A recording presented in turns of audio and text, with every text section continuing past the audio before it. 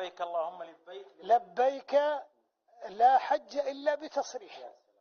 والمخالفة مخالفة لولي الأمر، وهذه ديانة، والذي لا يلتزم بهذا يخشى عليه أن يكون آثما أو يقع في أمر محرم.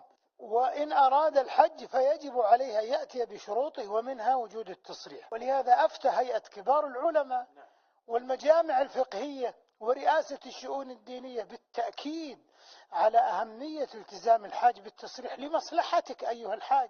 بعض المزايدين والمغرضين يرون أن في هذا عنة وتعنيتا على الناس، وهو في الواقع عين مصلحتهم. كما استمعتم الآن، عبد الرحمن السديس يقول لا حج إلا بتصريح، لأن مخالفة ولي الأمر حرام شرعا.